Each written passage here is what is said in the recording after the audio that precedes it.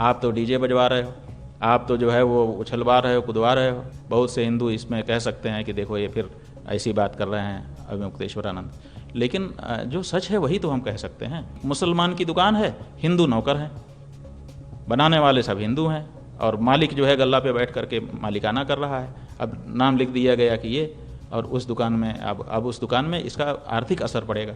आर्थिक असर पड़ेगा तो मालिक क्या करेगा? मालिक की तो दुकान रहेगी लेकिन वो छटनी कर देगा, तो हिंदू छटनी में जाएंगे। मुसलमान मालिक ने हिंदू कारीगर रखे हैं, हिंदू मालिक ने मुसलमान भी कारीगर रखे हैं। अब उनको दोनों के अंदर भेद आ गया। अभी तक तो ये सब बात ध्यान में नहीं थी, यद्यपि जानते थे कि ये मुसलमान है, ये हिंदू है, लेकिन इस भावना को अभी बल नहीं था। अब बल आ जाएगा इससे। हर समय हिंदू मुसलमान की दृष्टि से एक दूसरे को देखना शुरू करेंगे तो उनके दोनों अंदर कड़वाहट, टकराहट पैदा होने लग जाएगी।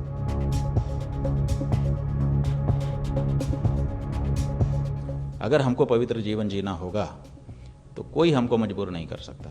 कोई ऐसा कानून नहीं है संसार में जो किसी को पवित्र जीवन जीने के लिए मजबूर कर दे या पवित्र जीवन छोड़ने के लिए मजबूर कर दे। असल में पवित्र जीवन जीना कि अपवित्र जीवन जीना, ये अंतःकरण से, व्यक्ति के अंदर से बात आती है। देखिए, हम लोग सुने थे एक दृष्टांत कि एक राजा था। उस राजा ने एक पंडित जी का साथ किया। पंडित जी ने कहा कि अपने हिंदू धर्म में संध्या का बहुत महत्व है, प्रातः काल होते ही संध्या कर लेनी चाहिए, ये बहुत ज़रूरी होता है। तो सूर्योदय के आसपास थोड़ा पहले थोड़ा बाद तक में संध्या हो जानी चाहिए। तो उसने संध्या का महात्म्य सुना, कहा कि बहुत बिल्कुल सही कह रहे हैं आप, ऐसा ही होना चाहिए। तो उसने अपने राज्य में आदेश पारित कर दिया कि राज्य का कोई भी व्यक्ति सूर्योदय के थोड़ा पहले थोड़ा बाद तक में संध्या करता दिखाई देगा, अगर नहीं दिखाई देगा तो सिर कलम कर लिया जाएगा। तो सब लोग संध्या करने लगे। भाई ठीक है, राज आज्ञा है, कोई क्या करेगा, वो तो मानना ही पड़ता है सबको। तो एक पंडित जी थे, वो पहले से भी संध्या करते थे, उनको राज आज्ञा की ज़रूरत नहीं थी, लेकिन तबीयत बिगड़ गई, पेट खराब हो गया अचानक। अब जिस समय वो संध्या का समय आया, सूर्योदय के आसपास का, उसी समय उनको हाजत आ गई।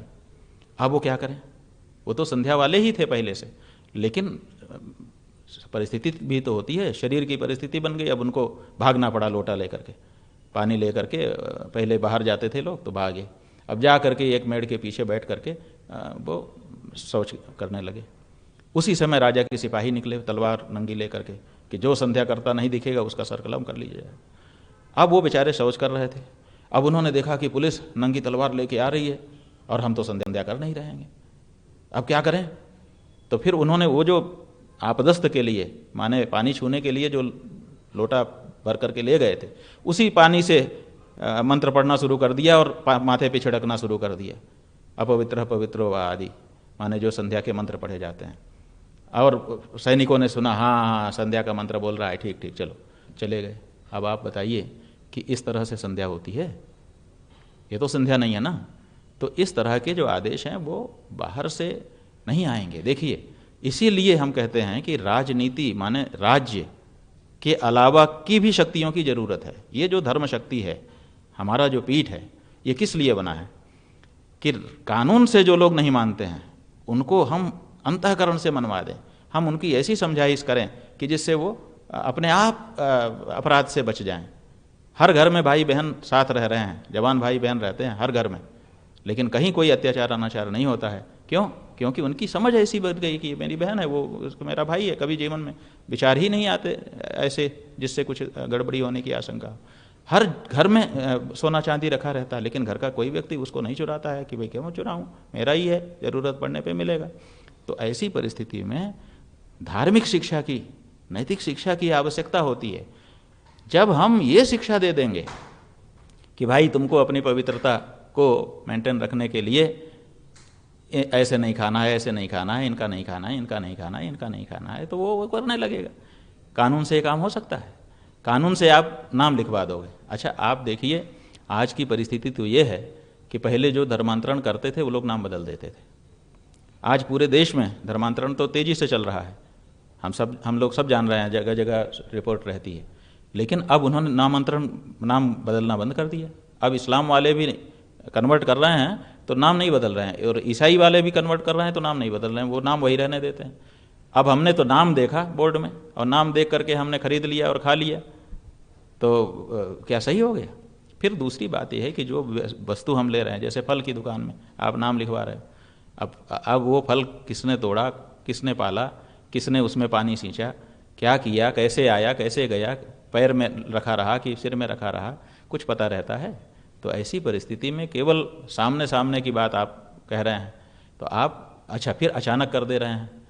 पहले ऐसी कोई शिक्षा का आप वर्ग चलाते कि जो कांवड़िए हैं उनका प्रशिक्षण होगा, उनको समझाया जाएगा कि देखो शास्त्र के अनुसार जिस समय हम कांवड़ लेकर के चलते हैं उस समय हमको पवित्रता की आवश्यकता होती है, पवित्र भोजन करना आवश्यक होता है, पवित्र जीवन जीना होता है। आप तो डीजे बजवा रहे हो, आप तो जो है वो उछलवा रहे हो, कूदवा रहे हो। तो ऐसी परिस्थिति में कांवड़िए जो धार्मिक भावना है उनके अंदर, वो कैसे उनके अंदर आएगी? तो हम समझते हैं कि इस तरह का कानून बनाने से तो विद्वेष फैलेगा। हमारा अपना सोचना है। बहुत से हिंदू इसमें कह सकते हैं कि देखो ये फिर ऐसी बात कर रहे हैं अविमुक्तेश्वरानंद, लेकिन जो सच है वही तो हम कह सकते हैं। आखिर हम कैसे कह दें कि ये सही है? क्यों? क्योंकि मुसलमान की दुकान है, हिंदू नौकर हैं, बनाने वाले सब हिंदू हैं और मालिक जो है गल्ला पे बैठ करके मालिकाना कर रहा है। अब नाम लिख दिया गया कि ये, और उस दुकान में अब उस दुकान में इसका आर्थिक असर पड़ेगा। आर्थिक असर पड़ेगा तो मालिक क्या करेगा? मालिक की तो दुकान रहेगी लेकिन वो छटनी कर देगा, तो हिंदू छटनी में जाएंगे। फिर दूसरी बात यह है कि अब जब हिंदू मुसलमान की भावना आप तेज करोगे तो अभी मुसलमान मालिक ने हिंदू कारीगर रखे हैं, हिंदू मालिक ने मुसलमान भी कारीगर रखे हैं। अब उनको दोनों के अंदर भेद आ गया। अभी तक तो ये सब बात ध्यान में नहीं थी, यद्यपि जानते थे कि ये मुसलमान है, ये हिंदू है, लेकिन इस भावना को अभी बल नहीं था। अब बल आ जाएगा इससे। अब जब बल आ जाएगा तो वो हर समय हिंदू मुसलमान की दृष्टि से एक दूसरे को देखना शुरू करेंगे, तो उनके दोनों अंदर कड़वाहट, टकराहट पैदा होने लग जाएगी। तो ये सब पवित्रता कितनी मेंटेन होगी इसका पता नहीं। अच्छा, आज परिस्थिति ये है कि लोगों की समझ ऐसी हो गई कि कोई कहीं भी खा रहे हैं, उनका विचार ही नहीं है कि किसने इसको छुआ है, किसने इसको बनाया है, किस भावना से बनाया है, ये सब सोच ही नहीं रहे हैं लोग। उनको भूख लगती है, बस जो सामने दिख गया जाके खरीद के खा लेते हैं।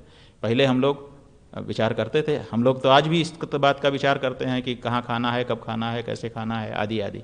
लेकिन अब आम जो हिंदू है वो ये सब विचार करता नहीं है, और ऐसी परिस्थिति में उसको समझाइश तो ठीक से दी नहीं गई। लोगों को भी इस बारे में ठीक से अवेयरनेस लाई नहीं गई कि भाई असल में इसके पीछे ये भाव है, और इसमें किसी को भेदभाव डालने की, हमारी किसी को नीचा दिखाने की ऐसी कोई भावना। ऐसा वातावरण एक बनाया जाना चाहिए, और उसके बाद इस तरह से कुछ किया जाता तो शायद ज़्यादा कारगर रहता। लेकिन अचानक जिस तरह से लागू कर दिया गया है इसको, तो अभी तक तो लोग समझ ही नहीं पा रहे हैं कि क्या है। हमने 3-4 लोगों का देखा, जैसे वो माहौल क्या है वाला गया था, जनता के बीच में जाता है, वो जनता की राय देता है। अब वो कह रहे हैं हमें कोई फ़र्क नहीं है। खाने वाला भी कह रहा है हमें कोई फ़र्क नहीं है, हम तो मुसलमान के दुकान में गए थे, उन्होंने टेंट लगाया था और गद्दा बिछाया था, हम तो वहाँ आराम किए, और उससे क्या फ़र्क पड़ता है। अब देखिए वो कांवर वाला है लेकिन ऐसा कह रहा है।